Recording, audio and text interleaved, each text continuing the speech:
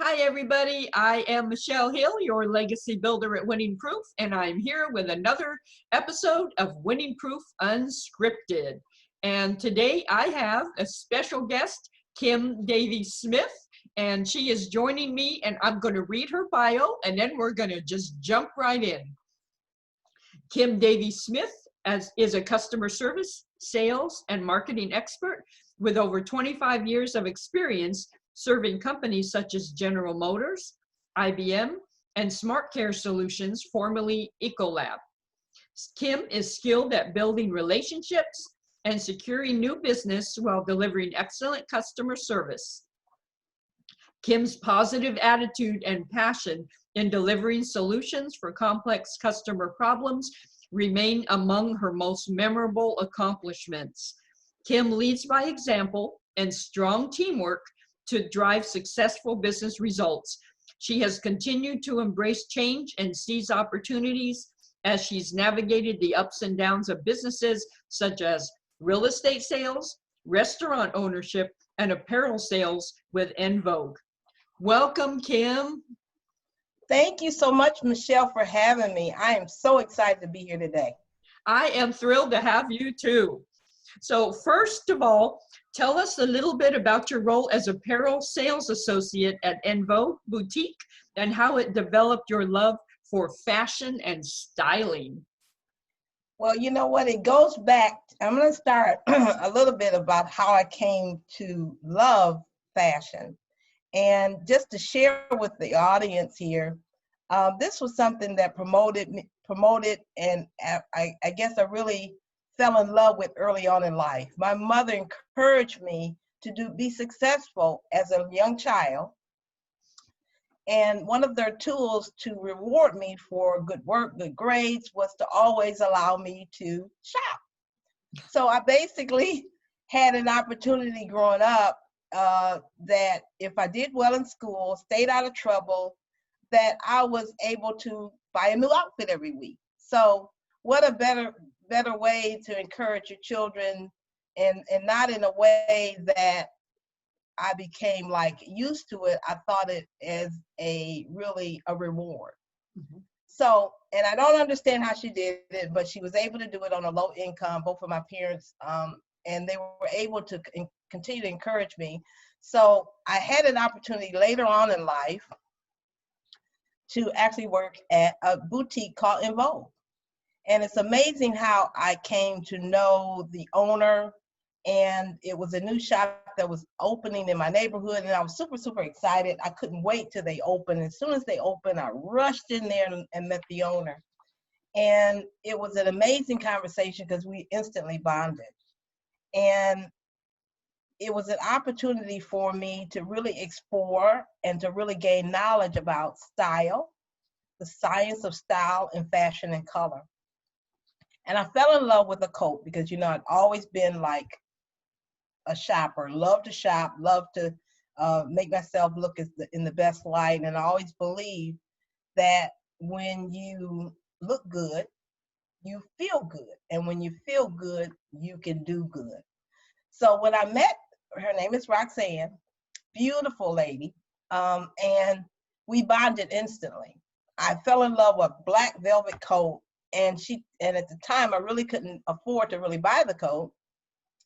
So because of our bond and our relationship, instantly she says, well, come work for me and I'll give you the coat for a couple of Saturdays. And I'm like, what? Right? So I worked for her for 2 Saturdays, and I didn't really realize how much fun this would be and the number of people that I would meet and the relationships that I would build. But that's exactly what happened. Just from that one conversation, it ended to be 3+ years. I consistently worked at the boutique on Saturday and Sunday. And I just want to share with you a little bit about that experience, that I realized that it was another form of relationship building, and that's what I did. So it didn't matter the color of your skin or your race. I was still able to build relationships with folks through style and fashion, right? Just being the expert in knowing what color meant to a person and putting them in their best light. They were able to open up to me and let me know what occasion they were looking for to buy clothing.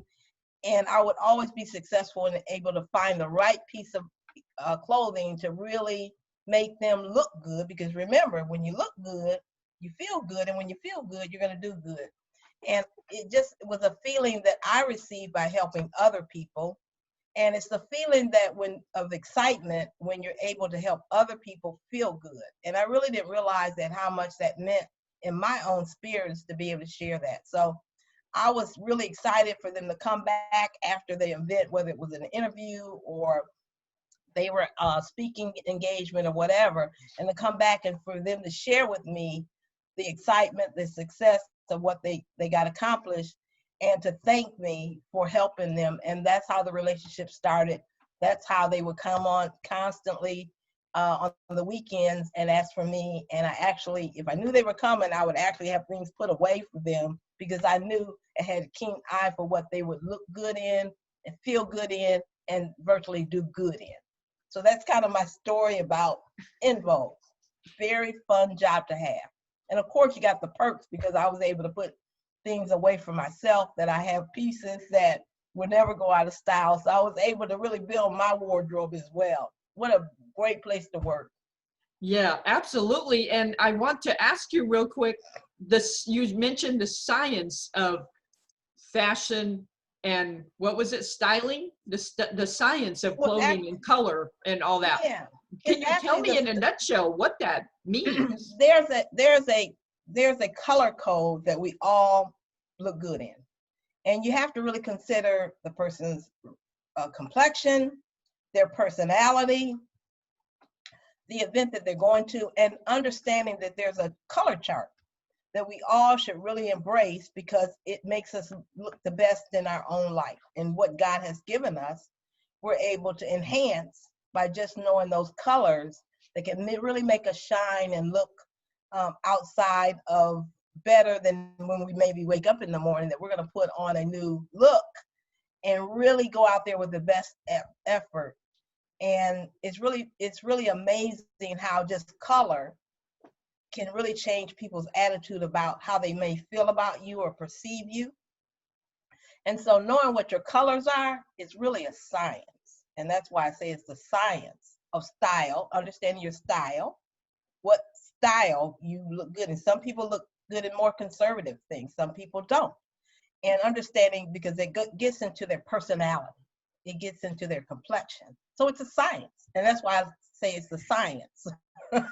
I love that. And I could learn much from you.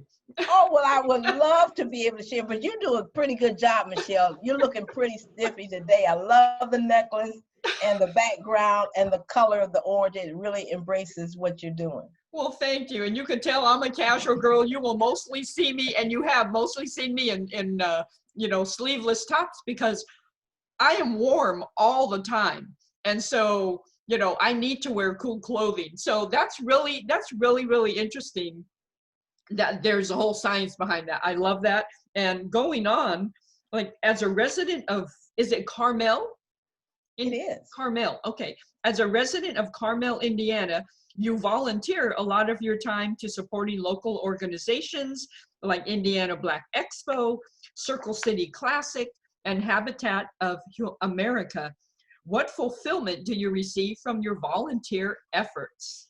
Well, you know what? It's a couple things that I really, really want to stress. Is that when you put yourself out there in a volunteer capacity, and it's for a cause that really is close to your heart, and Every.Black Expo has allowed me to, being in a new town of Carmel, Indiana, it allowed me to meet other people.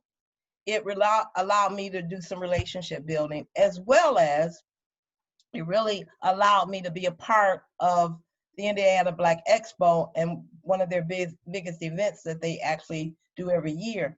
But what an opportunity to meet vendors all over the world come to this event, right?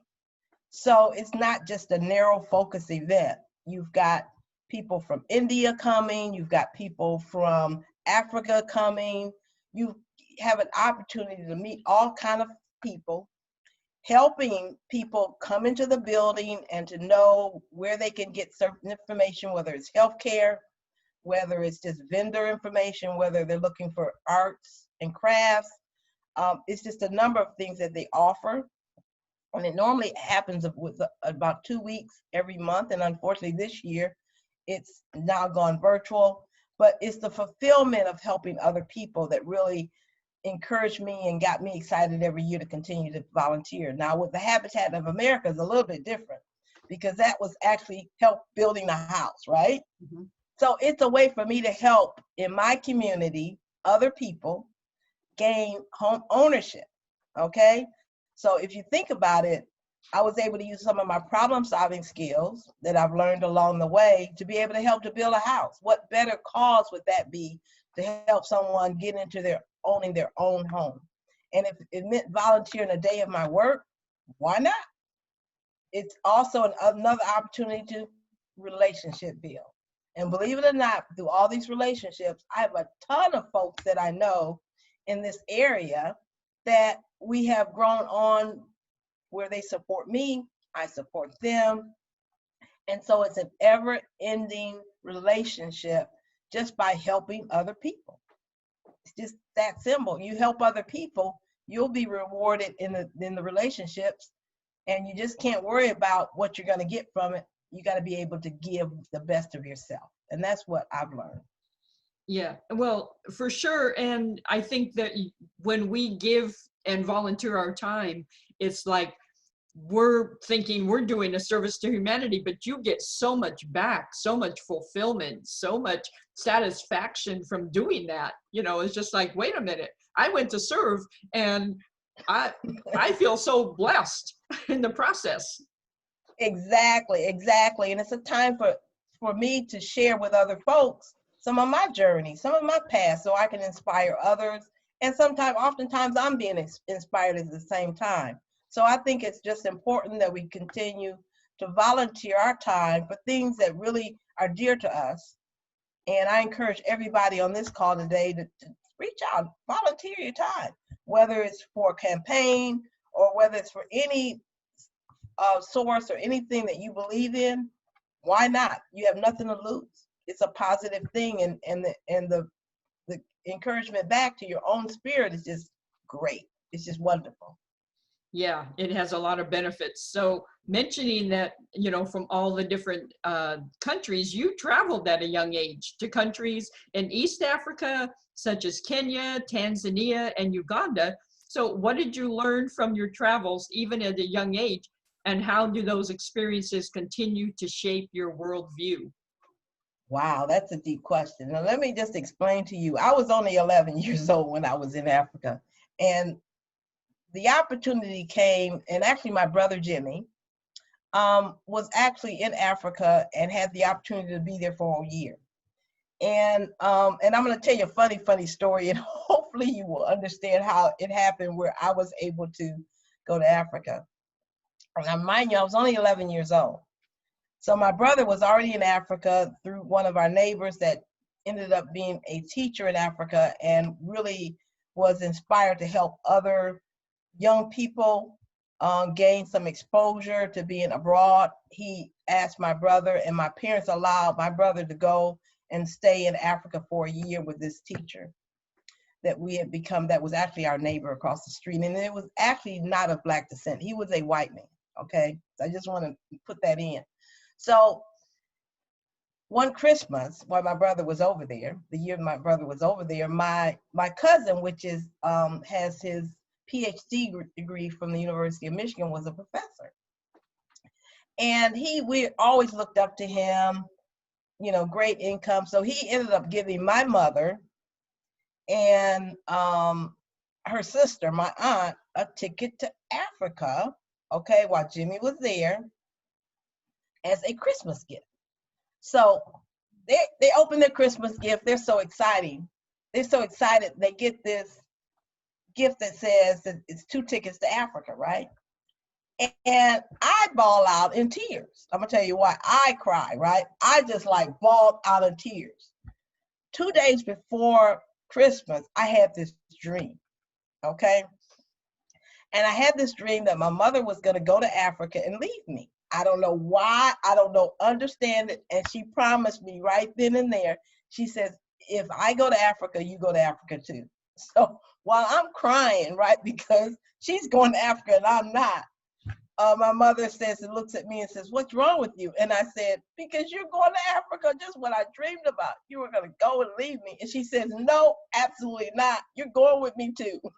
So, so I had an opportunity to go over to Africa. We were there for about 30 days to spend time with my brother, and also too to understand the culture. Now I'm only 11 years old, right? So I meet a friend that an African girl at the same around the same age as me, and she came to play with me. And so somewhere in the middle of the day, we decided that we would go to her house and she would share with me because we really got along great, right? And she would share with me where she lived. I walked for hours, right? I'm thinking, she told me, it's just around the corner. I'm used to like walking a couple blocks. Hers was a couple miles, right? She thought nothing of it, right? And I'm 11 years old and I'm like, are we ever going to get there? Ever going to get there? So we finally get there and I realized that her house is a hut. Her house is nothing like what I am used to.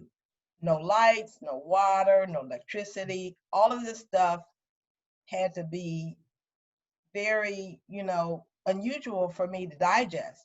But I realized that we had had such a good relationship that I didn't care. I was like, wow, I felt really sorry that, and felt like, wow, she doesn't have nearly the things that I have, and I don't even appreciate them. So we continued our friendship while I was there. I still enjoy every minute that I spent with her. We played like two normal kids would, but it taught me one thing. It taught me that all God's children are basically the same. You know what I'm saying? We all need to eat. We all want to be happy. And her environment was much different than my environment, but it didn't cause me to feel any different about her as a person. So it taught me a valuable lesson that we're all God's children, right? And her norm is not like my norm. She was excited for me to see the hut, and I'm thinking to myself, oh my God, is this where you live? I want to help you. And it's just amazing how people view things differently, but when you come right down to it, we're all the same. We all want the same things in life. And I can appreciate people now coming from different countries, and I don't look down on them or look like they're any better than me. We're all the same. We're all God's children, and we have to accept people for what they have in their heart. And that's what really the biggest lesson that I learned from that at an early age. Yeah, and that's a lifelong, that stays with you for your life. That's not just a lesson you learned at 11 years old. It has That's stayed with correct. you and it will stay with you. Yes. So that's my adventure in East Africa with That's my friend. really exciting as an 11-year-old to go to Africa and, just be able to experience that. And did you come back to the US just so like looking around at your house and having a new appreciation for every little thing you had? Oh yes, oh yes. And by the way, I left her tons of my clothes. I'm like, just Oh, take them. I mean, you can have them. And it's really funny because when I came back, I really realized I looked all around the house and I'm thinking to myself, oh my goodness, I am so blessed to be able to live in a house with running water, electricity, a cooking facilities, bathing facilities, all the perks of the life that I have, and really being able to appreciate it more than ever when I came back. And believe it or not, my family lived in a low income house. It wasn't like fabulous house, but I appreciated what we had. yeah, for sure. Yeah, I think all kids need to experience something from another nation where you come back and you might be a little spoiled going there or something. You might have a certain attitude, but then you come back and you look all around you. We have indoor bathrooms. We have, a kitchen with stoves and a refrigerator and all this stuff. So yeah, great experience. So to move on to a little different subject, you received your BA degree at Michigan State University from the School of Urban Development, and you are also a graduate of IBM's Management and Development School. So during your career at IBM, What did you learn about teamwork and problem solving? Wow. You know what? That's a mouthful. And I tell you what, it no one can be on an island by themselves and think that they can survive alone. It doesn't happen like that. I found out early on that teamwork is something that you must have, okay? No one is so smart that they don't need someone else. And believe it or not, by teamwork, I was able to get through projects sooner than I could ever think before that would happen. I was given big projects to do, and I had to use a means of teamwork to get it done. And I think that's why I was able to be successful at IBM, is that I came up with plans that involve teamwork effort. And when you go in as a team, a collective team, then you can meet customer requirements, customer situations, and it also allowed you to open up and develop your analytical skills as well, because people do things differently, right? But if you have the basic knowledge of, okay, I've got a problem, how am I going to come up with a solution? All the time, you can't come up with a solution by yourself. It has to be a teamwork effort. And I learned out some of the bigger complex problems require teamwork. So I was able to successfully get through the issues, complex customer situations through teamwork. I mean, it's just that simple. And that's through building relationships. When you build relationships in a company, outside the company, whatever, when you can always rely on other people to help you through, to offer their suggestions, and even offer maybe some of their experiences, can also help you in what you need to accomplish. And so that's been a biggie for me. I always encourage teamwork. I think it does a couple things. That people gain respect from you when you ask others to help you and assist. And it opens up an avenue where they can ask you for help and you can ask them. It's a win-win for everyone. And I think that's just important for really people to really realize teamwork is really, really important. And if you know someone that has better knowledge of the situation, why not? I think you're the bigger person by asking others for help.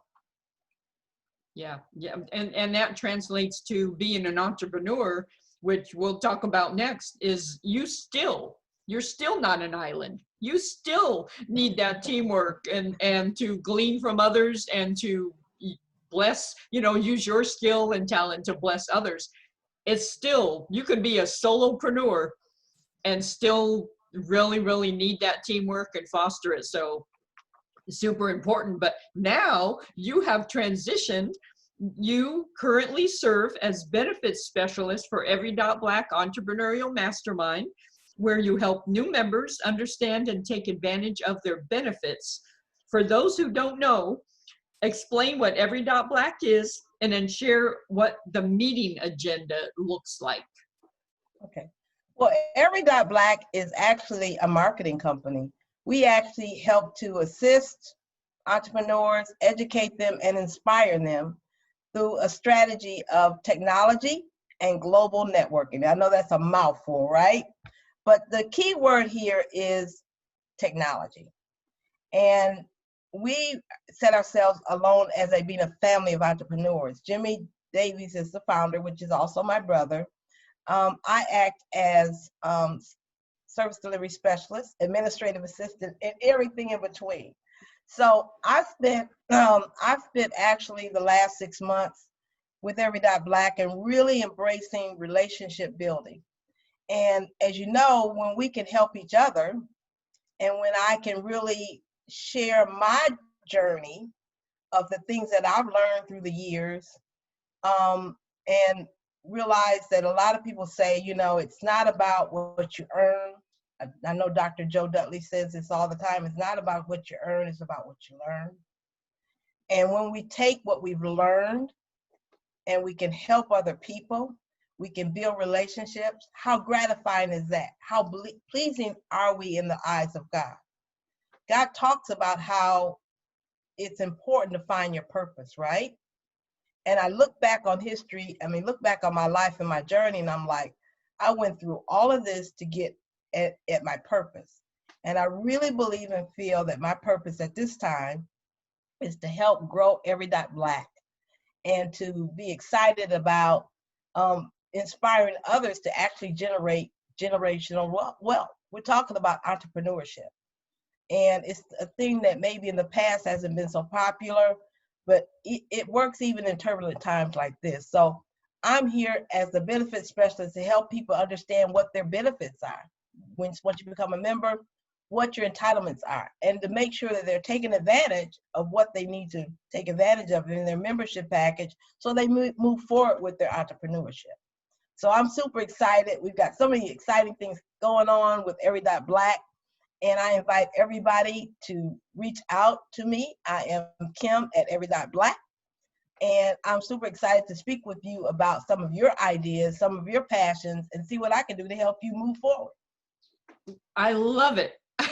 And being an active member of the organization, and I just, have gleaned so much great inspiration and motivation and inspiration and education that it has been a wonderful experience. But people might have the idea that the name Every.Black is African American. So explain what Every.Black really means behind the name. Okay, I know it's a people think of Every.Black being for Black folks, right? For African descent folks. But to be in the reality, .Black is a domain name. Okay, excuse me, it's a domain name. And what it means in the domain world, it means Black dress, Black tie, the best of the best. It means the elite. It means the sophisticated. So we are an organization that embraces all people, anybody with a heart and an idea of entrepreneurship, wherever you are in it, whether you're just thinking about it, whether you're already an active entrepreneur, we encourage you to join us. We have some inspirational guest speakers on our mastermind meetings. We have technology training. We have a number of opportunities to help you move your entrepreneurship forward. We have a new speakers catalog now that we go out and try to find organizations that need speakers. So we have a number of things to help you move forward. And it is indeed for all folks of all descents, all colors, races. And I'm just so happy that it's inclusive of everybody, because guess what? That's the way God's purpose is. That's the way God's plan is. It's not to exclude one race from another. So I just want to make clear that Every.Black does not mean just for Black folks. It means for all folks with an entrepreneur mindset, like-minded people. Absolutely. I'm a member, so. And we love you too, Michelle. That's a good. We work on the speaker committee, so we bring the dynamic speakers to our mastermind meeting to inspire others, right? Absolutely. So I encourage everybody and anybody who is interested in entrepreneurship, this group will definitely take you to the next level. And so how can viewers get in touch with you? And then how can they join in on a meeting if they're curious and they want to see what it's all about? Well, yes, everyone can contact me. I'd love to hear from the audience today. I'd love to be able to share some of my journeys, but and I'd love to hear your stories as well, because it doesn't have to be an entrepreneurship. It could be of any sort of venture in life. So you can reach me at Kim at Every.Black, and my direct phone number is 317-331-9589, and I'll definitely look forward to hearing from you soon. Thank you, Kim. I really appreciate you, all the information you gave and all the inspiration. You radiate what we're supposed to be as humans. Well, I hope so, because I'm just trying to be a reflection of God, because remember, and faith is the key, for we walk by faith and not by sight. So it's not an easy journey, but it's a worthwhile journey to have. Absolutely. So I thank you, Michelle, for having me, and hopefully I've answered all your questions. And I just want to end by saying the best is yet to come. Know that, believe it, and move forward in your journey no matter what. Absolutely. I love that. So thank you so much, everybody, for joining today. And I'm Michelle Hill at Winning Proof. So I guess I should tell you where to reach me to. My website is winningproof.com, And my email is winningproof@gmail.com. And if you want my phone number, need my phone number, it is, I'm still a Cali girl, so it's still a Southern California number. It is 714-797-3731. And that is also on my website in the contact page. So thank you, everybody, and look forward to the next edition of Winning Proof Unscripted.